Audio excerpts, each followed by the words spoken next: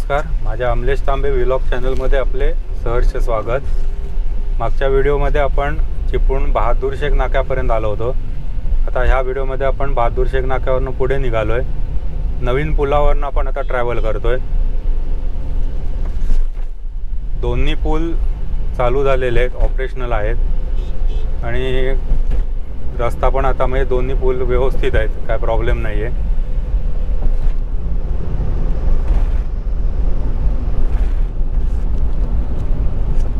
इथून पुढे माझ्या मते बऱ्याच ठिकाणी रस्ता व्यवस्थित चांगला झालेला आहे, काही प्रॉब्लेम नाही, कसले इश्यू नाही आहेत। तरी आपण आता थोडं परशुराम घाटामध्ये जाऊन बघणार आहोत, परशुराम घाटाची आत्ता काय अवस्था आहे। रस्ता तर झालेला होता मागे, पण ते मध्यंतरी दरडी वगैरे बऱ्यापैकी कोसळल्या तिथे, त्या रस्ता खचला। थोडासा तिकडचा आढावा घेऊ आपण। फार आत्ता तिथे काही बाकी बघण्यासारखं तर नाही आहे, कारण रस्ता बाकी सगळा ओके झालेला आहे। तर ते दरडीचा वगैरे जो भाग आहे तो कुठे दिसतोय ते आपण बघूया जरा।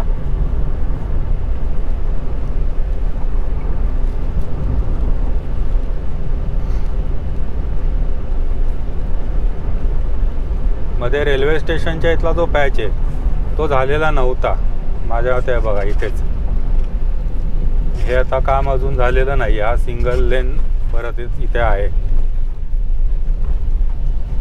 कदाचित त्या रेल्वेच्या टायमिंगनुसार आता हे काहीतरी त्यांना ॲडजस्ट करावं लागणार आहे असं दिसतंय।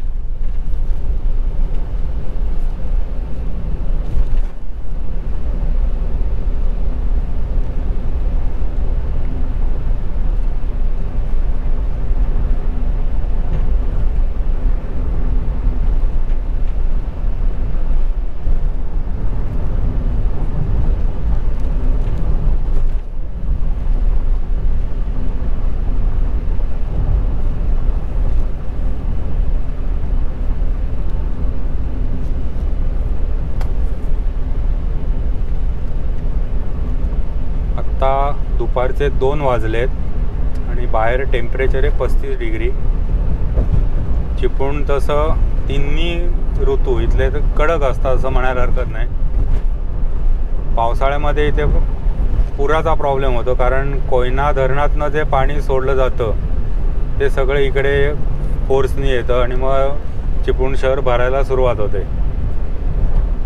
हिवाळ्यामध्ये हे शहरच असं आहे की डोंगराच्या कुशीत वसलेलं म्हणायला हरकत नाही। बाजूनी सगळीकडून डोंगर आणि मध्ये शहर, त्यामुळे हिवाळ्यामध्ये प्रचंड थंडी असते आणि उन्हाळ्यामध्ये प्रचंड उकाडा असतो। तिन्ही ऋतू इथे तुम्हाला असे कडक फॉर्ममध्ये बघायला मिळतील।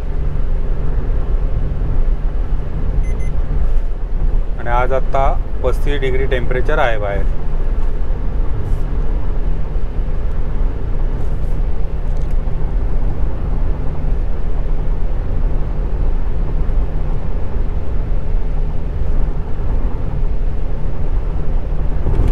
बाहेर एक असावा, मगाशी हात मी बाहेर काढून बघितला, हाताला चटका जाणवतो, एवढी हीट आहे।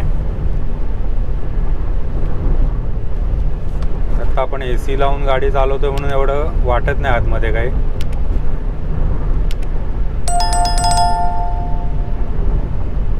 पण असे 2 व्हीलरवरून वगैरे ते जातात ना, त्यांना माझं सांगणं आहे डोक्याला टोपी तरी घाला, ही हीट अतिशय घाणेरडी। काही जणांना त्रास होऊन सनस्ट्रोक पण येतो।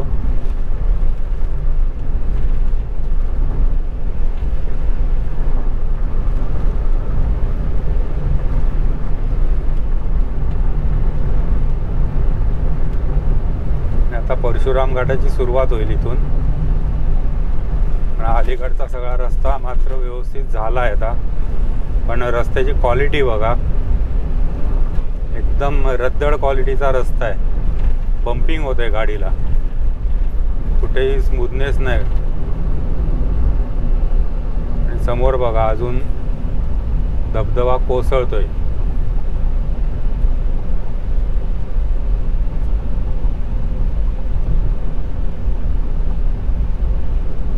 सवत कडा धबधबा, अजून अजून त्याला पाणी आहे. आणि आता इथे परशुराम घाटाला इथनं सुरुवात झाली. हा बघा, पुढचा रस्ता बंद केला त्याने, जो खचला होता ना तो आता इथनं बंद करून उजव्या लेनमधनं ट्रॅफिक वळवलं आहे. कुठे आता गाडी आपल्याला लावायला मिळेल की नाही शंका आहे. बघायचं कुठे उभी करता आली तर. काय खचलं होतं ते तरी समजेल. पण ह्या ज्या संरक्षक भिंती वगैरे एवढ्या मोठ्या मोठ्या बांधून ठेवल्या आहेत, वरनं मोठाच्या मोठा ढिगारा आला तर त्यांचा काय फारसा माल नाही वाटत उपयोग होत असेल.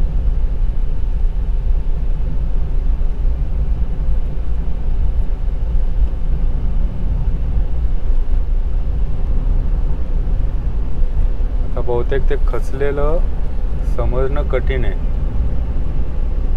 पलीकडच्या भागात.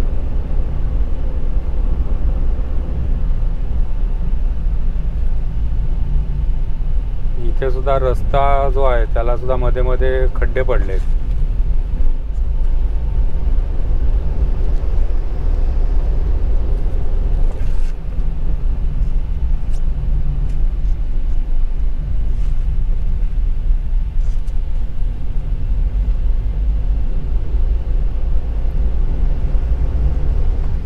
आता इथे सुद्धा बघा उजव्या हाताला सगळी दरड कोसळ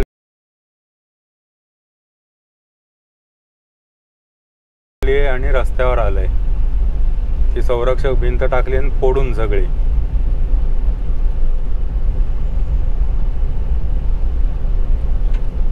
आणि इथे मला वाटतं ते सगळं डाव्या हाताचं खचलंय खाली.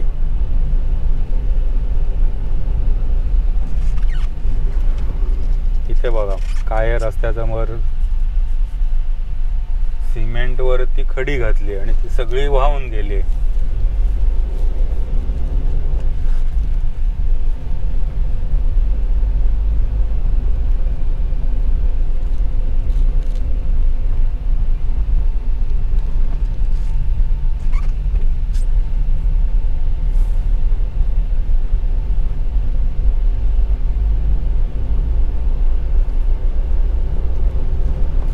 तर रस्त्याचं पण काय खरं नाही. डाव्या हाताला जो रस्ता आहे त्याला पण तडे गेलेत.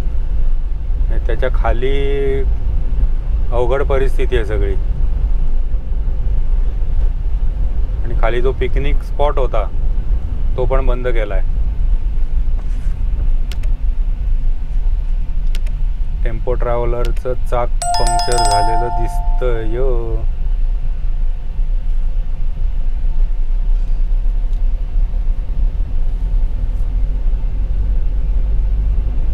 आपल्याला पलीकडे जाता येणार नाही कारण इथे गाडी उभी करायला जागा नाही कुठे.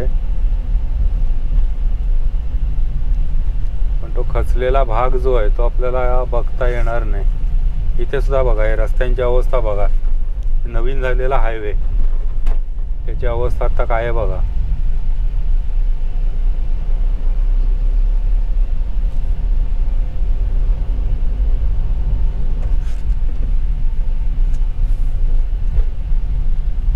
हा इथपर्यंतचा सगळा रस्ता बंद केलाय.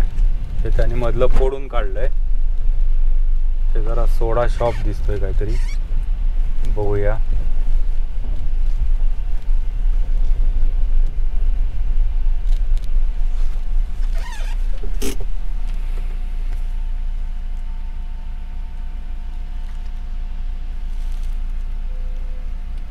घाटातनं वर आला की समोर एक छोटीशी गाडी दिसली. सोडा शॉप. मँगो, जिरा मसाला, ऑरेंज, रेडबुल बरेच प्रकार आहेत. थोडेसे ताण पण लागली होती. त्यातला आता एखादा कुठला तरी घेऊन बघतो. जिरा मसाला घेऊन बघूया काय प्रकारे. जिरा मसाला आहे एक द्या. आपण मालक नाव काय आपलं? संदेश आखाडे यांचा स्टॉल आहे. अवश्य भेट द्या. इथे आपल्याला जिरा मसाला बनवून देत आहेत.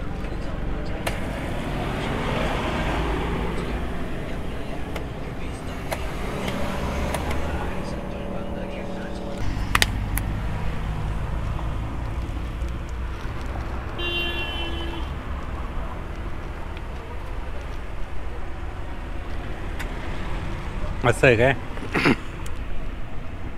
हा मसाला आणि मीठ वगैरे सैंदव आहे सगळं मिक्स.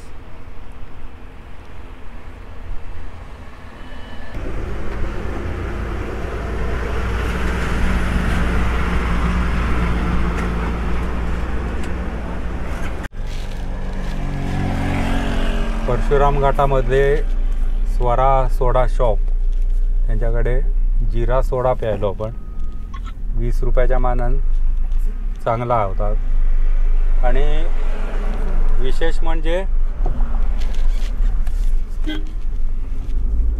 त्यांच्याकडे जेवढे फ्लेवर आहेत, आता 8 फ्लेवर्स मला दिसले, त्या प्रत्येक फ्लेवरसाठी त्याने एक वेगळा कॅन ठेवला आहे. अगदी पॅक कॅन आहे. त्यामध्ये त्या कॅनमध्ये सगळं मटेरियल रेडी असतं आणि मग मशीनला तिथे ते बटन दाबलं की ते पाईपातनं तुमच्या ग्लासात येतं. म्हणजे थोडक्यात सांगायचं झालं तर कुठेही मटेरियल किंवा ते जे पेय तयार होतं आहे ते उघडं नाही आहे. ते धूळ जाते, कचरा उडतो आहे, हा प्रकार तिथे नाही आहे. सगळं पॅक आहे. ते मला जास्त इथलं आवडलं. कधी या रूटवर आलात नक्की तिथे व्हिजिट द्या.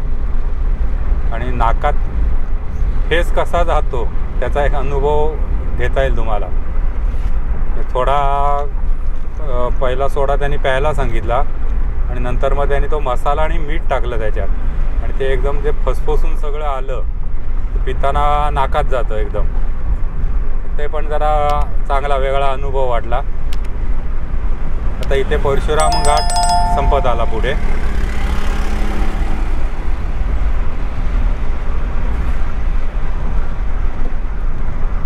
थोडं पुढे जाऊया आणि इथे व्हिडिओ आपण थांबवूया. माझे व्हिडिओ जर आपल्याला आवडत असतील तर नक्की लाईक करा, शेअर करा. चॅनल सबस्क्राईब केलं नसेल तर सबस्क्राईब करा. आपला सपोर्ट मला आवश्यक आहे आणि हळूहळू सबस्क्रायबर वाढत आहेत. तर आपला असाच सपोर्ट भविष्यातही राहील अशी अपेक्षा करतो आणि हा व्हिडिओ मी इथे थांबवतो. धन्यवाद.